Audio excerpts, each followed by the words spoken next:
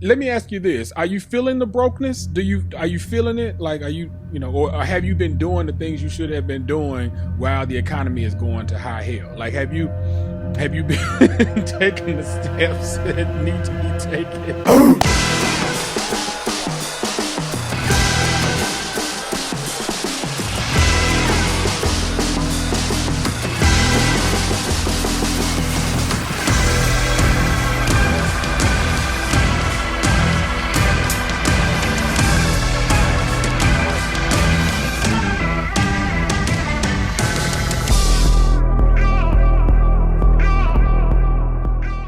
All right, you guys, welcome back to another episode of OPMB. I'm your boy E Reigns, and we're gonna go right into it because this episode is probably just a bunch of public service announcements that it's just we need to deliver.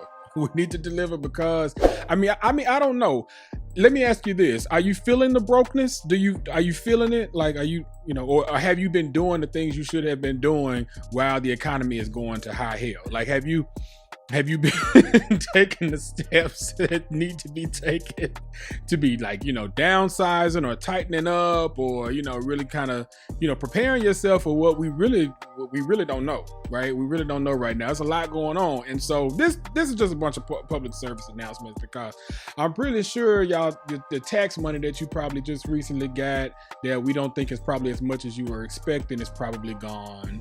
And you're probably realizing, there's people who are losing their jobs left and right. My goodness, and that's nothing to take lightly. And it's a lot of things that are going on out here, right? You got inflation going crazy. You got the interest rates going up. The Fed is doing what they're doing. Housing is crazy, so people are trying to hold on. A lot of people don't want to sell because they had the really nice interest rates that they had previously, the 2% and 3%, and they don't really want to sell and then get into something that has a 5, 6, 7% interest rate, right? And then you got people who don't really want to buy because they're starting to realize that the price is way too high, need to come on down, and so for a lot of places you're starting to see decline in listing prices and things of that nature. But of course real estate is local, right? The markets are local. So but there's a lot going on there and more to come. A lot of people don't really believe it yet, but it's a lot of homes are not selling like they used to, right? So it's a lot going on there. So anyway, it's a lot happening. But today we got Reventure Consulting. We got Earn Your Leisure with a public service announcement because they sick of y'all walking around like y'all have money and you don't. That clip, I don't even know when that's from, but it's relevant to today, so I'm gonna use it. And then we got AI technology changing the game, and making it a little bit harder for folks to, in the future, probably rely on some of their own personal talents that you needed human beings for beforehand. So that's real interesting. I really have no idea where that's gonna go, but we'll talk about it briefly. Then, in addition to that, I want to touch on a few. I've seen some clips floating around of some celebrities, and one of the things that I'm noticing of the celebrities is that a lot of them continue to stay rich, booked, and busy because they have this fear of brocalepsy. And they're trying not to relapse. And that keeps them going. I don't know if it's healthy or not, but we'll talk about it. Then you got 50 Cent. He got doing some land purchasing or what have you, and it's kind of has some similarities to Tyler Perry a little bit. So I want to touch on that. And then Tyler Perry kind of talking about the importance of ownership. So it's a few things. It's like 6, 7 things on this list. And we're here for a good time, not a long time. So let's go. All right, first thing.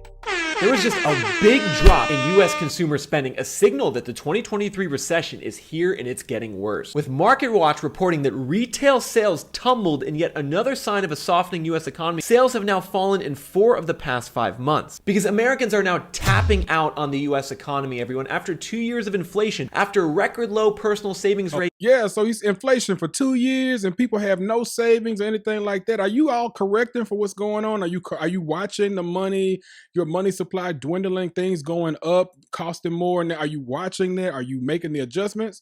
Because prices going up and less savings. It one may necessitate the other one, but you got to make some adjustments, right? So if you can't handle it the way it is, you got to downsize. You got to get rid of some stuff. You got to pull back. You got to regroup.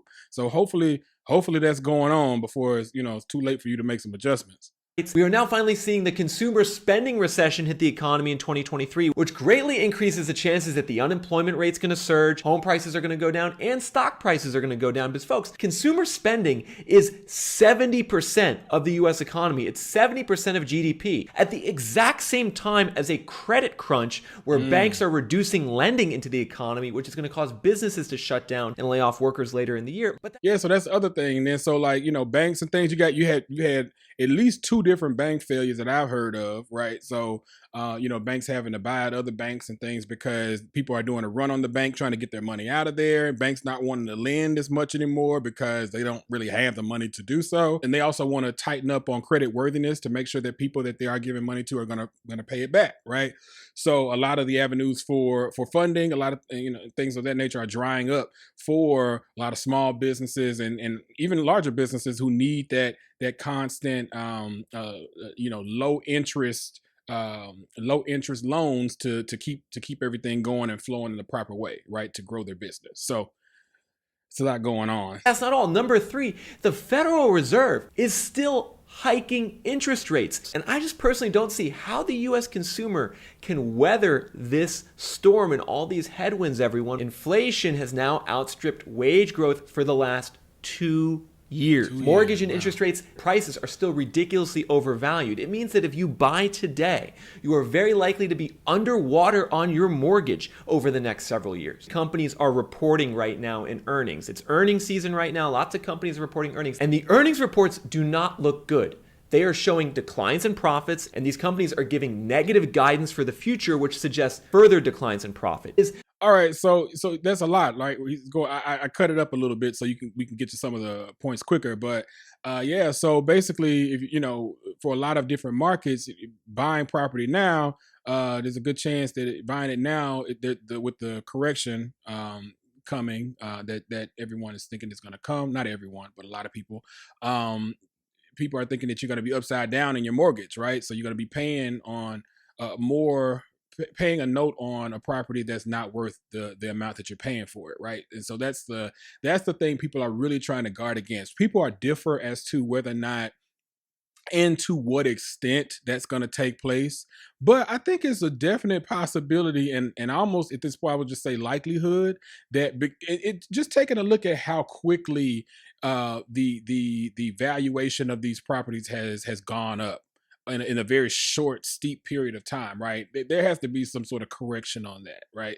It's kind of interesting. So it's very likely that people who are buying properties now are going to have a period where, their home value is going to be less than what they're paying right now, or how much they're paying on, right? And they're going to have to wait for that to circle back around. So if you are planning on staying in your home for quite some time, then maybe not as big an issue right away, especially if you need a home. That's a very individual situation, right? Because there's some folks who just you need a home. You got 6 kids, 5 dogs, a niece and nephew, whatever. You might you might need a little personal space in a yard or what have you, right? But if you plan on staying there for a while, maybe you can figure that out. But a lot of people are holding out just so that they can purchase a home when it makes sense after a correction or after a significant portion of what seems to be a correction is coming. That's one thing. The other thing he mentioned is businesses that are giving their quarterly earnings and showing that, hey, things are not looking up just yet, or maybe there's, like you said, maybe less appealing guidance for the future, right? So a little more conservative to say, hey, we might not be performing, knocking it out of the park in the next quarter or 2 or 3, just based upon whatever's going on in the market, right? So that's happening as well. And then when that happens, a lot of times, one of the ways that companies like to save money, especially publicly traded companies, is they like to lay folks off. Right, that's one of the first things. We save all this money, lay folks off, and then the market's like, "Yay, you lay folks off!" Right? Except for the folks who actually worked for those companies or whatever. Now they have to go find something else to feed their family. So anyway, all that's going on. So let's continue. Other countries abandoning the dollar, similar to what they did in the 70s. We're starting to see this with countries like China establishing an Asian monetary fund, with China and Brazil agreeing to trade in their own currency, with rumors that the Saudis now want to trade oil in something other than dollars. These are all trends of what's called de-dollarization. And if these trends occur, it could lead to countries dumping the roughly $6 trillion in global US dollar reserves they have back onto US soil, which could cause the type of perpetual money supply increase that could cause stagflation, even in the face of an increasing unemployment rate. Yeah, so that's another thing, the de-dollarization concern. Listen, let me just say this. There's only so much you can control for.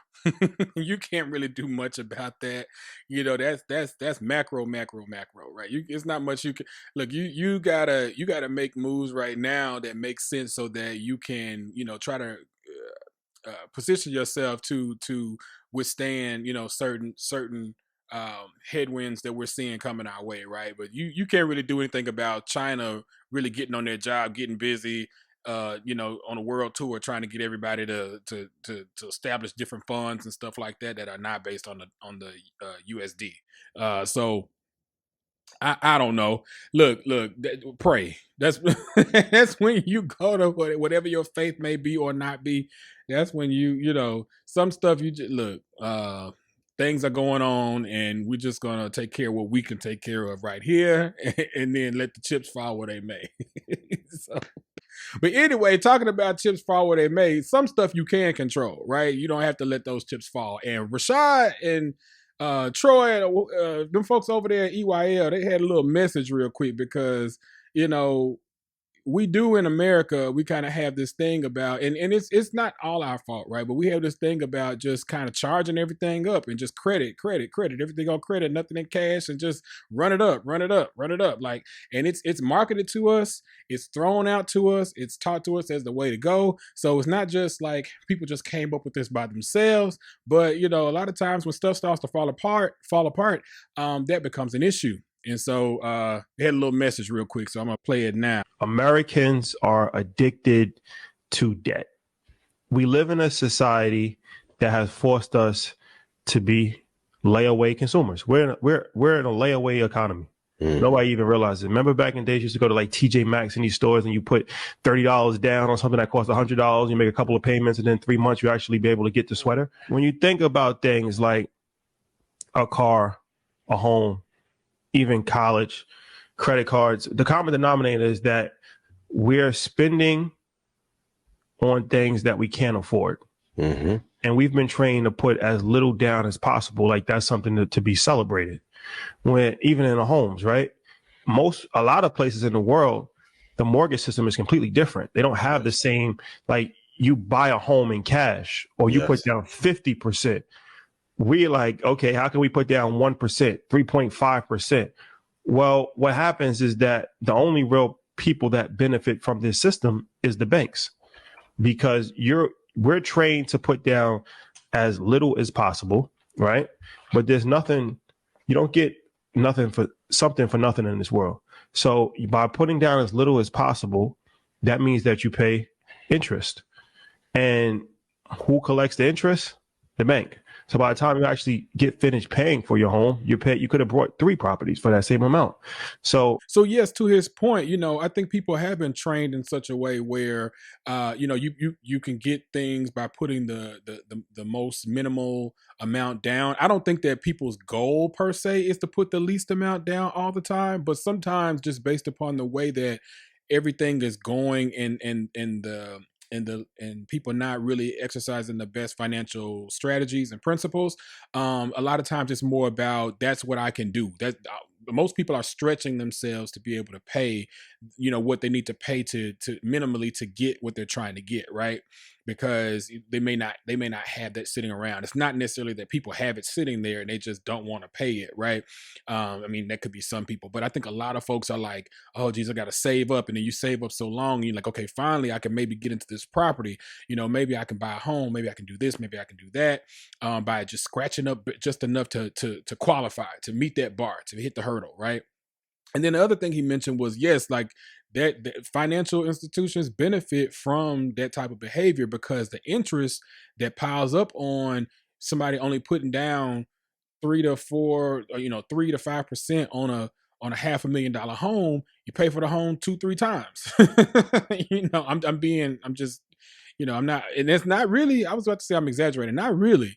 You literally can pay for a home like twice by the time you get done after 30 years, like let's just say a 30-year mortgage. After you get done paying and you only put down, 3% or whatever, you might have paid for that property probably twice, if not a little bit more than that, so it's not I mean, we have been trained to do things this way, partly because nobody's really interested in teaching the everyman about how to be smart with his money, because that doesn't really necessarily bode as well for business, right? You want people to spend their money. You want people to be going after the luxury items. You want people to be buying status symbols even when they don't have that status. You want people to want your logo, so that's the stamp of approval. That's the receipt. I think I'll put that in here real quick. I think Young Jock, some of y'all might know Young Jock, right? He's from some folks from the music, some folks from reality TV or whatever. But he kind of spoke on that recently, saying like, oh yeah, a lot of times with buying certain brands and that sort of thing, it's like people use it as like almost like a receipt. You give your money to somebody else so that you can show a receipt for you belong to this class or this status. Let me play that real quick. How long you think your money gonna last if every day you step out, you got a $2,000-$3,000 outfit on? I'm gonna take the actual thing that I'm working for, the thing that could get me anything that I think I want, the money, the it. I take the money and I give it to somebody else in exchange for goods that say I got the money that I gave them. So it's like the shit we wearing is a receipt. It's a receipt to say I spent the money because receipt. I'm wearing this. This is a receipt. The transfer of power, it is wrong. We got it all wrong. We have transferred the power to the person who sold us this brand. You get what I'm saying? Of course. We work hard to get the money just to give it away, to say we got, oh, I had the money. I had the money. Yeah, he said, yeah, I had the money at one point, right? You saw I had it because what I got on, and the latest Louis, Gucci, Prada, this and that. And there's nothing wrong with wanting to buy something nice for yourself. That's not the point, and it's not to say you never can do that or whatever. It's just I think I made a video previously about what has happened to the Black community in terms of status symbols kind of really having a hold on us in terms of consumerism, because when you're a group of people who have been denied dignity, human dignity, and respect for so long, you try to acquire things around you that lend themselves to the aura of affluence or of importance. These are the things that important people wear and do and go and see and whatever, right? These are things people who can really move and shake. This is what they do. So you ought to see me in that light, right? And so that has rubbed off on our community. But to a larger extent, a lot of communities, right, where with the advent of social media and technology, like everything, you need to see everything. You want to see the best, the highlight reel of my life, everything I got going on. We all do it to a certain extent. Who have social media, you post it because you're not gonna post negative things. Well, some people do, who are addicted to being out in the public eye, but. And then even most people are trying to post things that they would prefer folks to see. And that just comes into like this whole thing of, sometimes people going into depression because they're just watching everybody's highlight reel, feeling like they're failures at life because they can't do X, Y, Z that the next person is doing, not knowing what's going on in the background, who's paying for that, what that person had to do for that. A lot of these people, look, a lot of y'all favorites are online or in-person sex workers. Okay, because everybody OnlyFans and all this kind of stuff, and you sit up here looking at what everybody else can or cannot do or whatever, trying to mimic things when people getting short, fast money that's not going nowhere long term, ain't got no dental, healthcare, medical, 401k, nothing. Just fast money, and then when you become not the hot thing, the next thing come in. Okay, but anyway, I done moved a little bit far off. We're gonna go back to EYL because they were not done. So let me come on back and circle back around to the rest of what EYL was saying. It's like, and this happens at every income level. even people that are millionaires. Somebody that has $1 million, instead of buying a home for $500,000 in cash, they put 10% down on a $10 million home that they can't afford. And this happens in college. Instead of going to a community college, which is virtually free, you want to go to an out-of-state school and major in something that you're not going to make any money in, and go into $150,000 of student loan debt. And then when you come out of college, then you can't even work to pay your loan back. This is the same for credit card debt, because you're spending your credit cards on vacations to go to Miami and Balenciaga bags, because we are trained to not think about it now. We'll think about it later. And when the hangover comes, we just delay it even more and just push the can down the road even more. So auto loans, same thing. Instead of buying a car that you can actually afford, well, how can I get the Mercedes? Can't afford it, but $500 a month, not that bad. Just go for it. Just do it. YOLO. So yeah, we can give you solutions on how to, cut debt and how to invest in companies. That's important. But why don't you try buying things that you can actually afford? That would probably be even more beneficial, right? So this is something that I know a lot of people don't really want to address this issue, because this makes us look in the mirror. But we're constantly putting ourselves in debt for things that we can't afford to impress people that we don't know. And eventually you're going to have to pay it back. Yep. And it's a sobering reality, but the party always ends. Wow. I mean, like the way that ended though, I mean, that kind of stuck with me for a minute. Like, when he said the party always ends. I mean, it's the truth of it. Like going back to the cars and things like that. Cars are one of the things that, start to evidence financial irresponsibility pretty quickly. Like when stuff starts getting tight, cars are one of the first things that kind of people let slip, right? Because generally people's largest expenses, unless they have like medical concerns and stuff like that, usually it's like their living expenses and then like their car or something like that, right? Well, most people, if it becomes down, goes down to the two of like what's important and what's going on, people are gonna pick the house or the living quarters generally, right? So the car is the thing that'll get repoed, or the thing that will get returned, or whatever, right?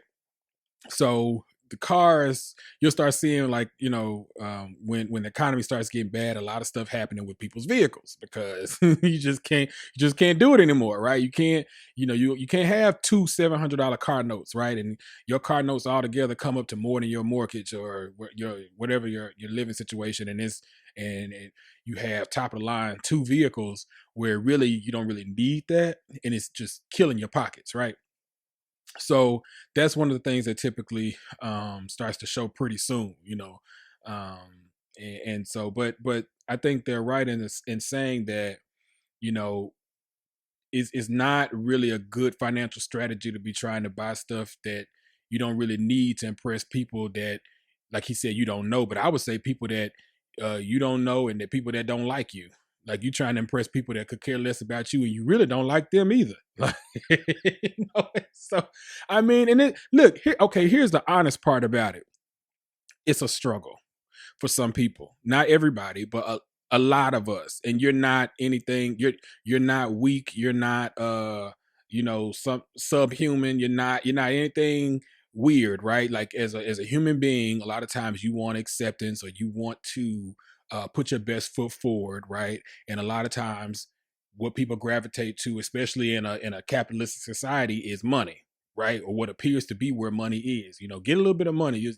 People who wouldn't give you the time of day, all in your face, right? Like, so it's like people have a desire to climb upward.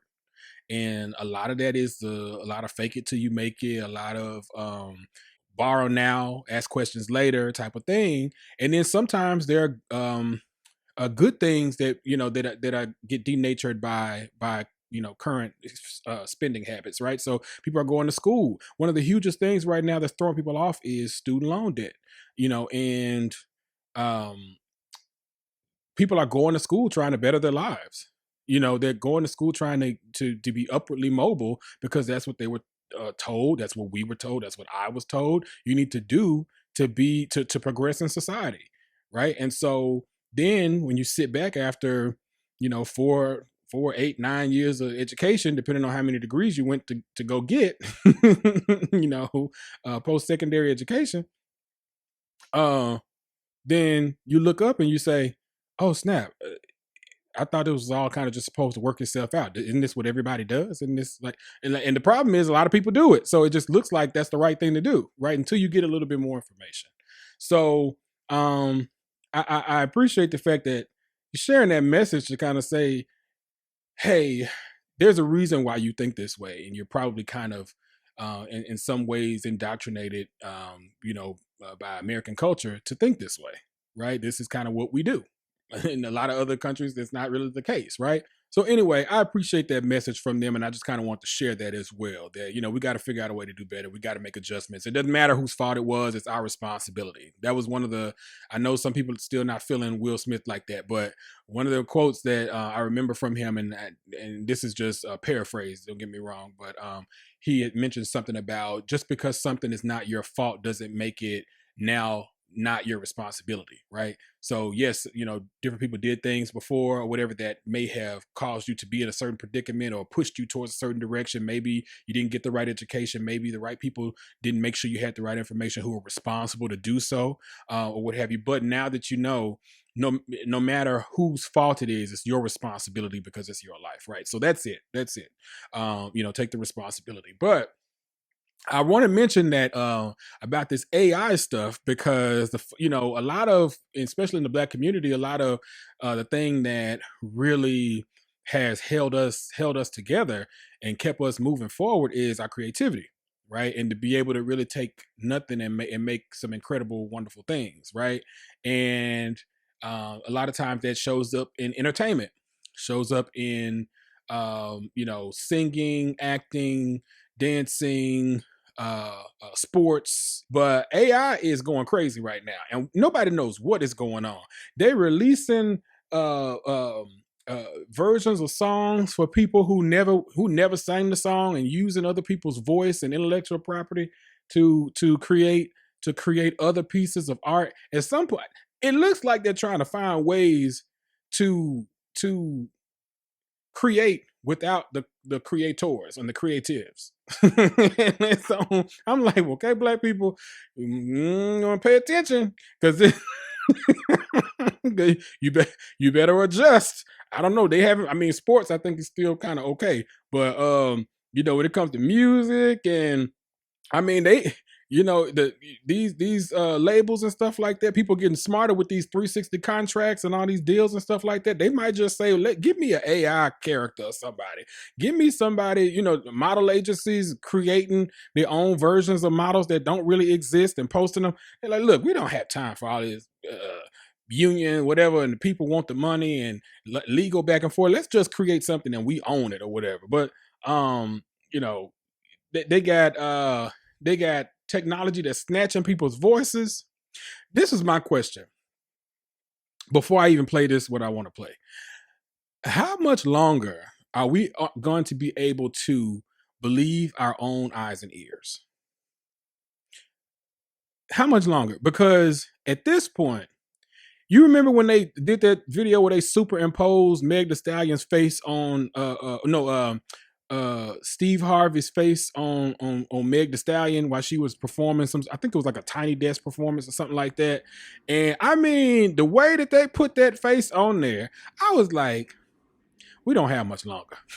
Because when you can, I think Google has it now, the technology where they can erase people all the way out of pictures and stuff. Now, granted, none of these things are perfect yet. So a lot of times you can notice stuff. You can say, like, oh, that pattern something off right there, or I hear an inflection in a voice that don't really match, or when a person is dynamically moving, the artificial stuff kind of mess. You know what I'm saying? You can kind of tell right now. However, I don't know that will always be the case. And so I'm going to need somebody the other part of the technology is we're going to need people to have companies that reveal AI technology, there's something amiss. That this is AI generated and not real. We're gonna need something like that because for much of time at this point, when you go to court, you need evidence, so you need to try to put somebody in prison for criminal activity or whatever. What you need, you need video and you need audio. And now you can just doctor all of that stuff. They got they got people trying to take samples of people's voice and just do other things, and just create whatever they want to create. What is the world going to look like with that going on at a rampant, sophisticated level? What is that going to look like? I am concerned. But anyway, again, pray. It's not much I can do about it. But listen, I'm gonna play this short clip with some of these snippets of songs that people have. I think this was Shade Room posted this at one point, but people have taken other people's voice and try to put them on other people's songs. And let me tell you something. That Rihanna on Beyonce stuff, that's gonna get you in trouble. That was pretty good. See, anyway, look, play a couple of these. Here we go. You thought I was feeling you now, that money.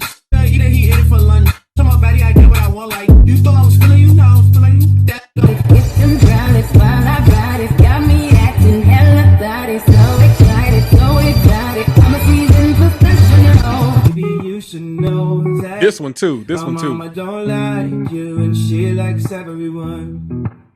And I never lied to admit that I was small. And I know I'm fine.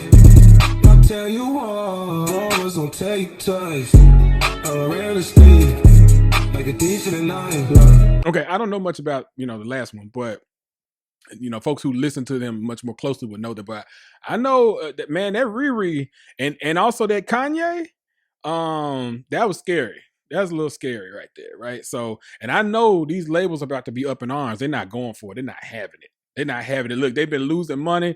People been, doing, since the advent of social media and whatever, and people can get their own followers and get their numbers up. Look, these labels, they paying all kinds of crazy money trying to buy people's catalogs off them. They're trying to buy hip hop.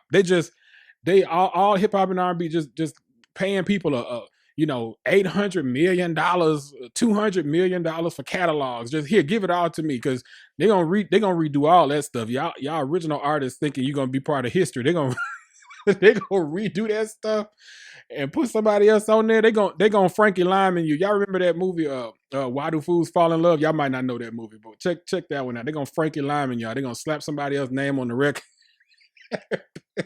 And put somebody else's voice on there. Originator. I am the innovator. I am the emancipator. I'm the motivator. I conceived it, achieved it, defined it, refined it, molded, sold it, then the white man stole it.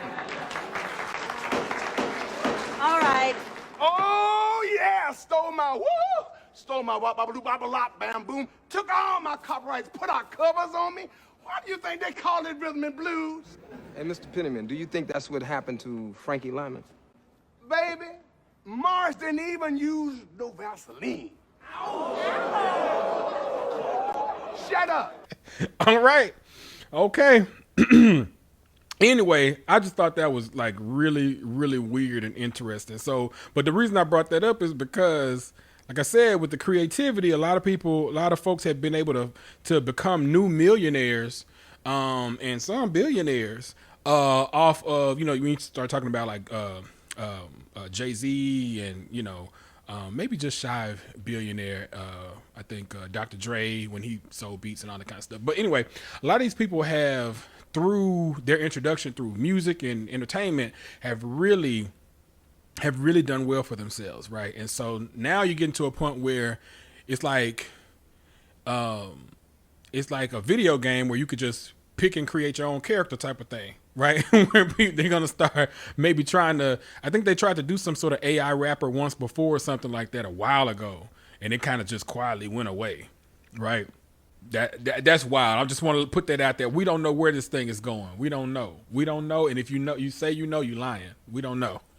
So y'all better be creative, be coming up with other creative ways to be a part of the movement as opposed to being replaced by it. So that's all I'm saying. But anyway, so moving on to the next thing, just kind of as I just briefly talked to you about needing to switch the mindset to make sure that you're financially stable and needing to be concerned about that. It's interesting to me to find out that a lot of these celebrities are concerned about financial stability as well. And I was interested to note that they have a lot of financial insecurity, especially in entertainment, right?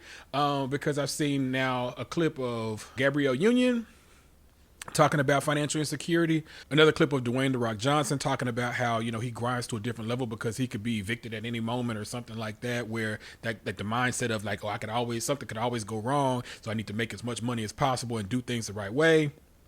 And then even down to like an older clip of Soulja Boy surfacing around, like him giving it Nadeska the business and Nadeska and what's his name? DJ Academics from that Complex show, Everyday Struggle. They used to be with DJ Academics, Joe Budden, Nadeska, and I think they had some other folks here and there as well. There was one gentleman, I'm sorry, I can't remember his name right now. Sorry about that. I can't remember his name, but he was added later. But anyway, he was on there, you know, Nadeska was like, why do you have so many businesses? It doesn't make any sense. And he was like, why don't you have any businesses? I'm not going back to being broke. I'm not, you know what? I'm going to put that video in here because I wasn't going to put it in here because it's kind of laced with a lot of foolishness too. Cause you know, Soulja Boy is a mess, right? But in terms of, you know, talking about why he grinds the way he does or works the way he does, it's because of him having that remembrance of what it was like to not have, right? To be without, right? And he's not going back. So look, let me just find the clip. Hold on, let me play it. All right, check this out.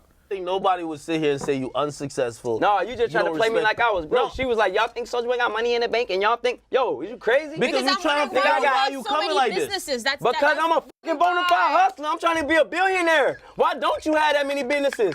In the hood is up on Section 8. I came from the bottom of the bottom. What's a Soulja bot? No, listen. I came. You trying to play and it's not a joke. I came from Section 8. Seriously. I came from food stamps. I came from the lights being cut off when I was a little kid when I was in the house at nighttime. I came from waking up on Christmas and not having shit under the tree. That's where it come from. I don't give a fuck if I make $30 million tomorrow. I'm gonna keep going. I don't give a fuck if I make $1 billion today when I leave here. I'm gonna find out how to make another $1 billion.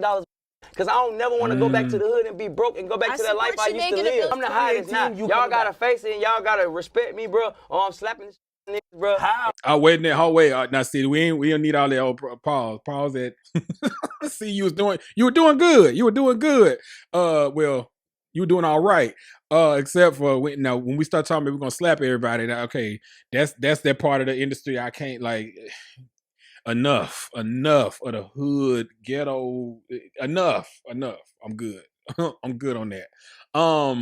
But the part of the grind, the hustle, the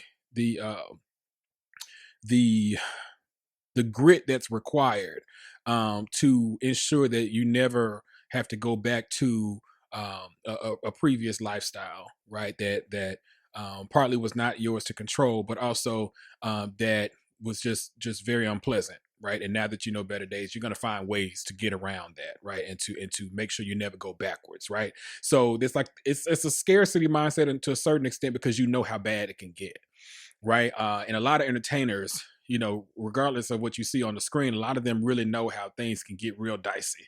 A lot of entertainers, I mean, it's like when you in entertainment, there's usually like a few folks who are doing really well, and then there's everybody else. So like you got A-list, and then you got literally like 1 million people. Like out of that who work sometime, some people you ain't seen in 10 years, and all of a sudden they doing a I don't know, a Sprint commercial. And then you're like, oh snap, I remember them. Like, you know, they just they doing a toothpaste commercial or something like that. Great, okay, cool. You know, so it get rough out here for some entertainers, right? It gets rough. So in any event, so that's leading me into the conversation, because what really kicked this off for me to think about kind of touching on this a little bit was everything going around about Gabrielle Union's clip about her and D Wade and how they split funds and that sort of thing. But before I get into much of that, I just want to play what Gabrielle Union said, and then we'll come back. I think I just have more responsibilities, you know, for my money. So I get nervous, like, oh God, that movie didn't open, well, what does that mean?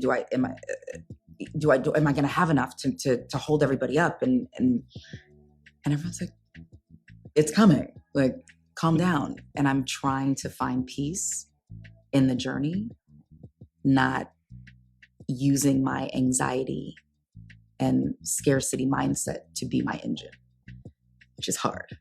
It's weird to say I'm head of household because in this household, we split everything 50-50. But in the other households that each of us have to support, it puts there's always this like gorilla on your back that is like, you better work, you better work. You sleep in? Somebody might not eat. You better work. You better work. Somebody ain't gonna eat today. You better. It's funny, but I get what she's trying to say because Gabrielle's been in the acting world for quite some time. I think she understands what it's like to have up and down seasons where sometimes your phone is ringing multiple times a day, every day, and then other times in that industry, there's nothing. Probably like for months, sometimes for people years, somebody call, but it's nothing of note, right? There's a lot that goes on, right? Where, Viola Davis talks about this a lot, where she well, not a lot, but I've seen clips of her talking about how she has a career comparable to Meryl Streep and other folks of that ilk, but doesn't make anywhere near what they make. And I don't know how she knows that and all that, but I'm sure, the industry is a little small. I'm sure she has sources, right? If it's not the direct source, but I would say Black women of color and just people of color in entertainment period understand what it's like to be cycled in and out, and how difficult it is to maintain consistency in that field, right? So, we see a lot of the people who are on our screens all the time. And then also, just because you see people on your screen all the time does not mean that they're really getting that bag. Sometimes the money funny, the contract is sketchy. People don't come through. They don't always pay everything they're supposed to pay. Like, so, there's a lot of foolishness and untoward things in that industry, as there are in most industries, right? But that mindset probably comes from really understanding her environment, right? For the field that she's in. So, and then also just to think about this whole thing about they split the bills 50-50. Why is that I don't understand what the whole social media blitz was on that. What was the issue? Like, they have from what I could tell, if I remember correctly, they have a blended family, right? So, some of the younger kids are D-Wade's kids, not her kids. And, they, like she said, they both have other households they support other than the direct household. So to keep all that stuff straight and clear, you just, look, we worried about this house and you pay your half, I pay my half, and everything else, you ain't got to worry about me. I'm paying for my kids to do this or whatever, my ex-wife or whatever she got going on, court case, or if that's something that's coming back up or not, or your family that you help and support on this side, you ain't got, take care of that, I'm gonna take care of this or whatever. It's too much going on. Blended family, too much going on. And do y'all really think that if times get hard, they'll just be like, you better work. You better work. Gabrielle might say that to Dwayne. But I'm assuming if one of them fall off to a certain extent because of whatever reason something is going on, that the other party is going to be there to help support. I just think that's more like a general understanding of things, right? Where just generally you making X million, I'm making X million. I'm sitting on what I'm sitting on. Let me, I do mine, you handle yours. Let's keep that straight. Keep it simple. And probably keeps down on a lot of arguments. Because if you paying for however to support your family out of your side of things and you still covering your half of the bills in this house, I don't know that I have too many complaints. But when you start spending my money on whoever in the third party who over there sitting around not doing nothing, it's gonna be a little different. It's gonna be, so you wanna argue.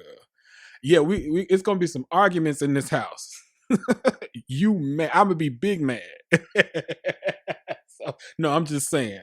All right, okay. So I didn't get why that was a big deal. So I'm not even going to like whatever. Like, if it works for them, it works for them, and that's cool. It probably keeps down a lot of the mess that could come up because a lot of relationships break up over financial issues and stuff like that. So as long as they both handling their own things, then cool. So that's two artists talking about. Now I think Soulja Boy clip was kind of some years ago, right? But I think the Gabrielle Union thing was very recent, right? And also recently I saw a really good interview on the Pivot for Dwayne The Rock Johnson. So that was it was a really good interview. Yeah, you guys should go and check that out. Watch it in its entirety. I'm gonna just play a clip of the portion that kind of stood out to me with this reoccurring theme I'm seeing when it comes to celebrities, especially Black celebrities, having financial insecurity or using financial insecurity and the anxiety of that to drive them forward. So there's that piece that I'm going to tease out, but watch the whole thing. I think the whole thing is actually pretty good. They do a good job of allowing for a little bit of vulnerability, but also some playfulness and also some grown man stuff. You know what I'm saying? So, yeah, check that out. But anyway, I want to play this part of it in particular about this issue. When you look at how your career started, all of the things that you had to go through and learn to get here, could you ever have imagined being where you are today? No. Isn't one of your motivational sayings that was like something like, hey, we're getting evicted around the corner or something like that? Eviction is around the corner. Eviction is around the corner. And is that one of the ways, how does that continue to keep in the forefront of your mind? Like as you continue to accomplish certain things, it's also important to remember what it could be like and what it was like. Brother, all the time. So there's the gratitude, then there's grit, and then I think, well, what's the alternative? So, and the alternative is $7. The alternative is struggle. The alternative is not having options, not having a choice. So I think about that all the time. And it continues to drive me. And by the way, when I say that, I'll say that in our meetings, in the variety of the businesses, I'll say eviction's around the corner. And I used to tell myself this all the time, excuse me for cussing, but I cannot be fucking broke. Like that to me was, and I think because we struggled a lot growing up and I saw how hard my dad was working his ass off. It was never, oh, I want to make millions. It was, I need more than $7. And then for people who really know me, who are comfortable, go, hey, listen, we love you, chill out. But it ain't around the corner. I know, but we need to say it. Yeah, man. So I think, like I said, it was a great interview. And it's also interesting for somebody like, first of all, we're not talking about a regular celebrity. Even saying celebrity, that takes you out of like regular, so to speak, category. But we're not talking about a regular amongst celebrities, right? We're talking about like A-list, right? Dwayne The Rock Johnson is A-list, right? He's multifaceted. He can do things in a number of different fields, right? And like, film. He can host things. I think they were talking about him hosting like Saturday Night Live or whatever. He can. I think that's not the only thing he's hosted before. I think he did some co-hosting with Kevin Hart on some stuff. With his like I said, his film, his wrestling history background. He's an entertainer and he's a businessman. And he's box office, right? And so listening to him was somebody who I know got the money. I know. When I say I know, I haven't seen it, but I know he got the money. Okay. And to listen to him talking about, hey man, eviction's around the corner, man. We could be thrown out any day, man. What time is it? I don't know. The paperwork might be put on the front porch soon. Like, for him to be talking like that, it gives insight into what drives some of these folks who are in this industry of entertainment that's such a unforgiving, uncertain landscape, right? But even talking about this in the term of entertainment and celebrities in this particular industry, you can extrapolate that and apply that to a lot of different other industries. You can apply that to so many different things because there are a lot of pitfalls. There's a lot of uncertainty. A lot of times in the 9-to-5 life, there is more certainty than in something like this industry, but a lot of times certainty in those in 9-to-5 industries, or just I would say 9-to-5 work, not in multiple different industries. It's kind of a facade to believe that everything is smooth sailing. That with COVID, how quickly that interrupted everything, right? Where people were losing their jobs left and right, and certain whole industries were kind of shut down and stuff like that. So you never really, I don't think you should look at any type of industry and take it for granted, or any type of position, whether you're an entrepreneur or employed, taking it for granted. You should probably always be working towards something. Now, if you take a look at that and say, is it always a good idea to be thinking about things this intensely? Thinking about things in a sense of scarcity and always feeling financially insecure? Probably not.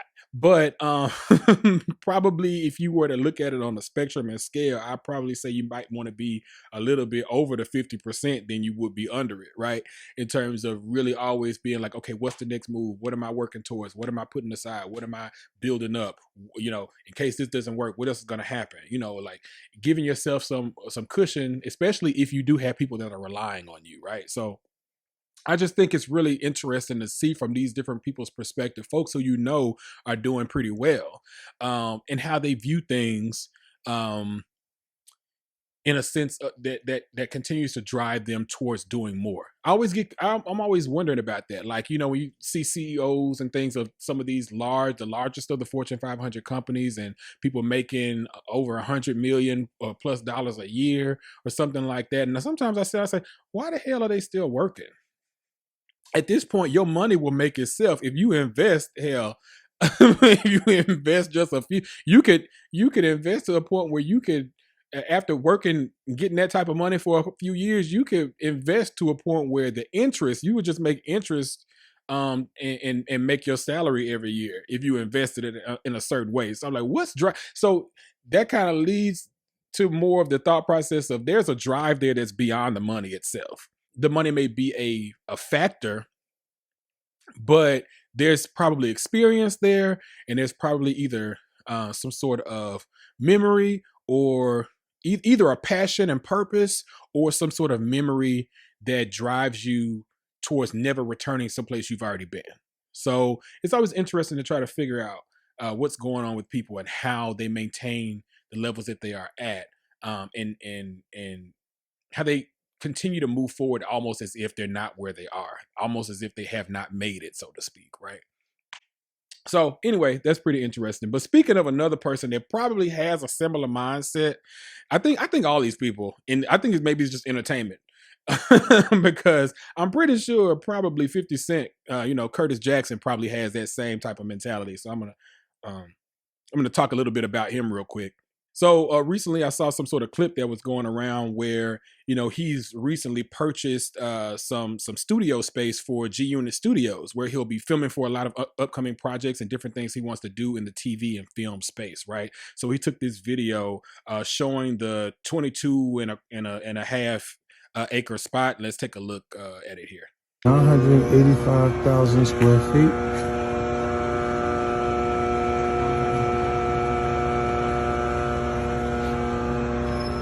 Can you say G Unit Studios? And so what I immediately thought of when I saw that that space that he had, that 22 and a half acres of space, I thought about this guy, Tyler Perry, who is a mogul in his own right. This man has so much of a portfolio of TV, film, theater, and all of that.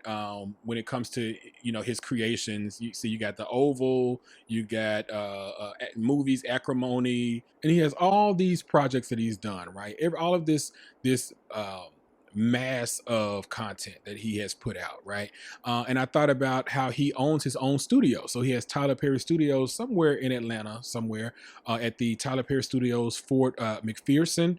It's 330 acres, and I think like 200 of it is green space, as they call it. I think there's like, maybe undeveloped land or what have you that he can do other things in the future with.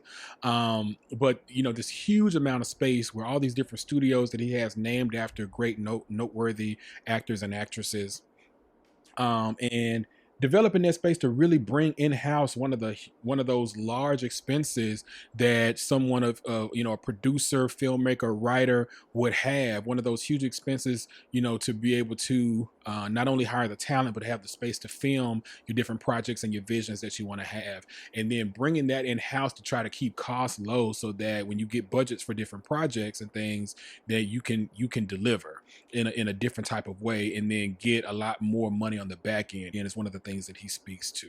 And yeah, and so one of the things I thought about, like looking at his portfolio of projects, he has Power. He has some other stuff that's listed here I'm not as familiar with. The Oath, what is this? For Life, that I guess ended in 2021. You have Power Book 2, Ghost, right? You have Raising Canaan, which is Power Book 3. Then you got BMF, and I think there's another Power book, right? Power Book 4, Force, which is the Tommy character from Power, right? Hip hop homicides, all this different stuff. It's a whole lot of hip hop, a whole lot of hood. That's 50. It's gonna be some gangster hood. I mean, maybe he'll diversify on something. I don't know. Maybe later he'll do something a little different, but okay. I mean, that's your lane, cool. And so I think just looking at this, we know net worth postings they could be very hit or miss. I think right now they're referencing Wikipedia, Forbes, and IMDb, saying that his net worth at this time is recognized to be around 52 million or so. He had some legal troubles and issues. He had to file bankruptcy and some other things like that. So we don't know how much money this man has. We don't know. I don't really know. However much we think he has, he probably has a little bit more, knowing 50.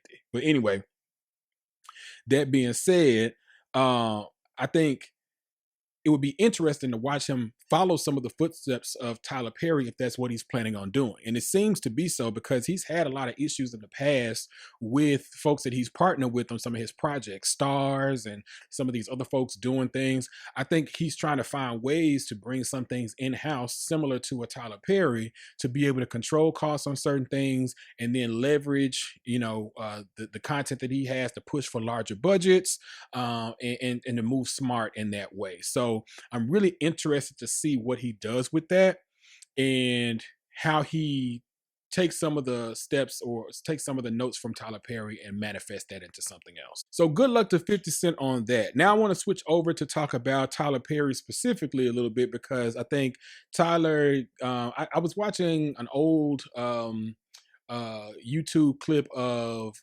T.I.'s Expeditiously podcast where he had Tyler Perry on, right? And so one part of the conversation had to do with ownership and the importance of ownership, and then what it looks like if you don't have ownership. So basically, what drives Tyler Perry to have the business model that he has? What happened there? And it kind of gets a little bit to that scarcity mindset of, or in some instances, maybe not even just scarcity, but learning from having that background of scarcity and figuring out how to make the switch and do something different.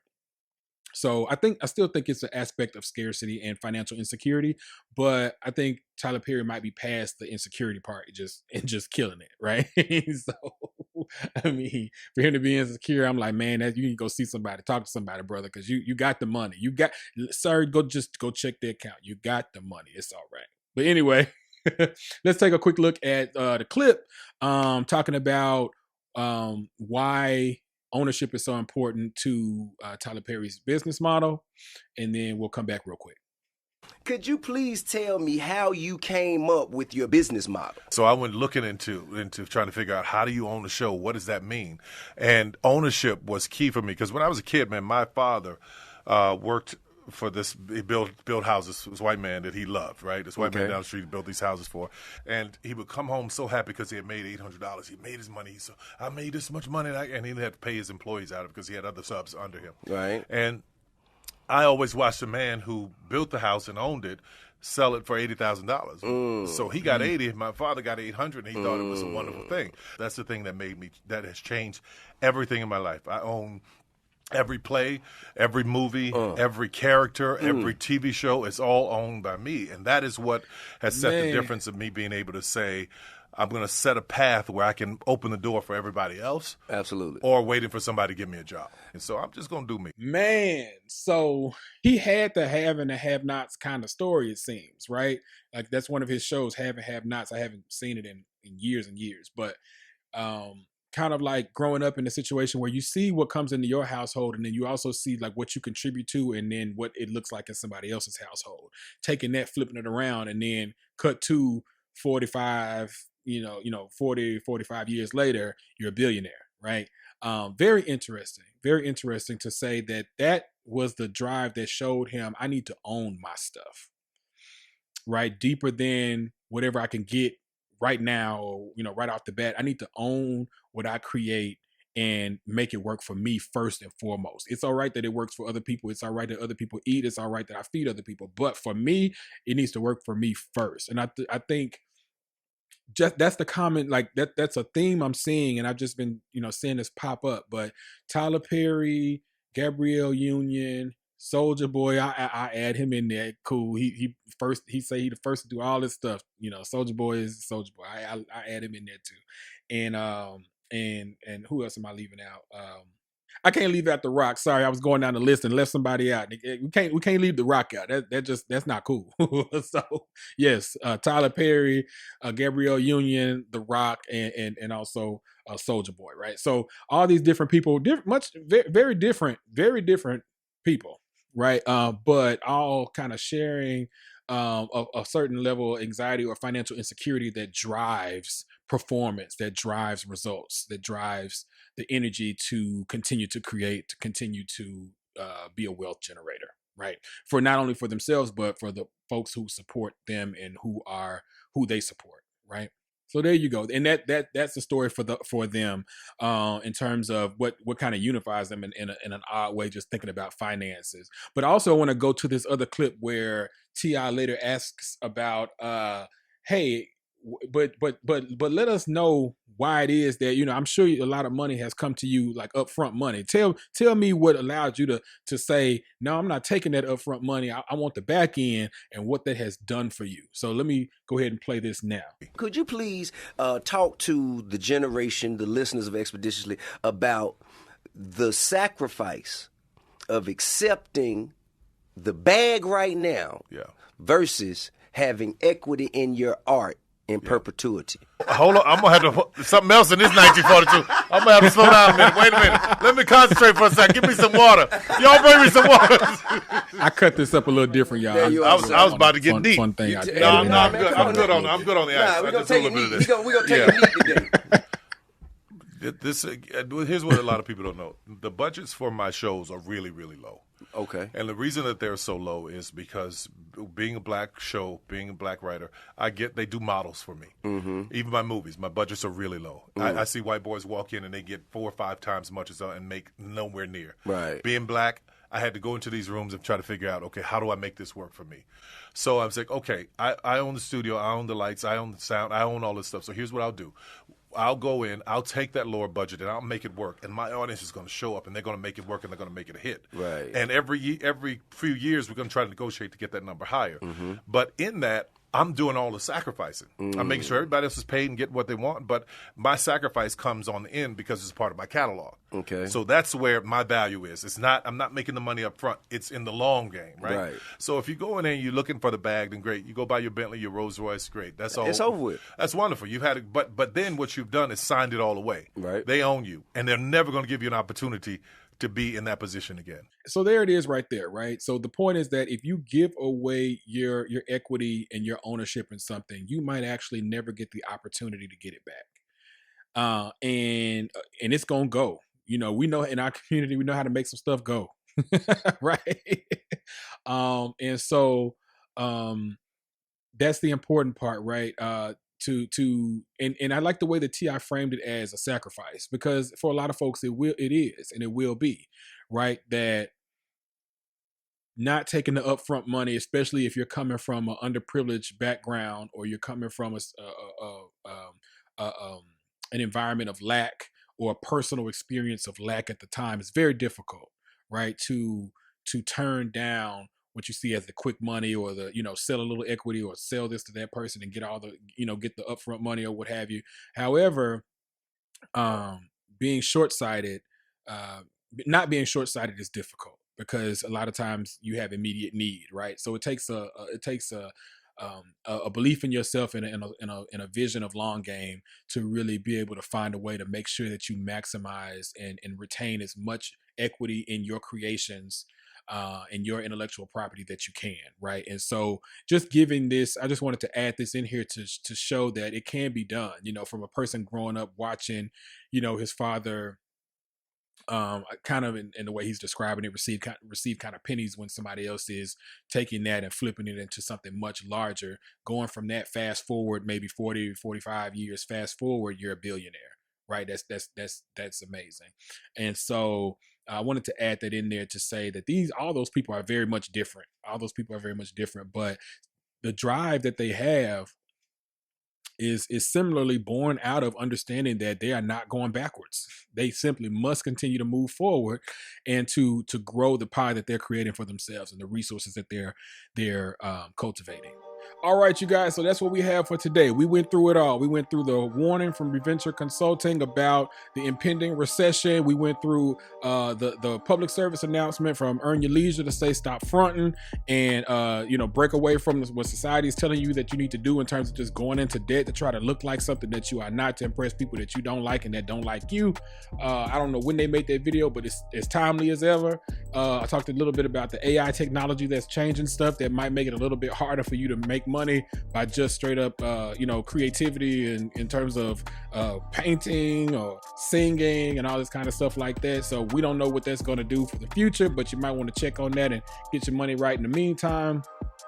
Also, I talked about celebrities having anxiety of brocalepsy and relapsing to broke days, and they just refusing to do so, and that helps drive them to their success of today. There might be some stuff you can pick and use from that. Is it healthy to stay completely 100% in scarcity mode? Probably not. But maybe taking a little look at that and increasing your degree of work based upon maybe wanting to get out of where you are currently in, or to make sure you don't go back to something beforehand, that might be helpful to you. So we had that. We also showed our brother 50 Cent, Mr. Curtis Jackson, a little bit of love on his acquisition of his studio.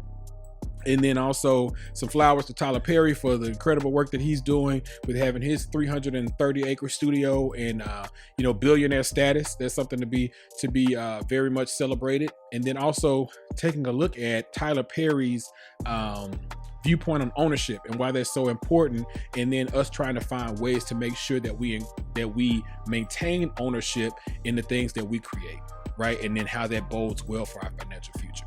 But anyway, that's all I got for you all today. I gotta go. I appreciate you, and holler back on the next one. All right. I can never doubt myself, I know better. All of you critics be acting like you know better. Blowing the smoke, but I know when the dust settles that I'm in my element. It's evident that there's levels to the game. All of those dark nights I got then, breaking my back to make it out, got me feeling like rain. I ain't never need your help, I know you wishing me well. A penny for your thoughts, but seeing no change. I snap for the sun like Diddy. The riches got a mad ass son, I'm like Billy. I ain't never switch up, whole team with me. Putting on for my city like OAG.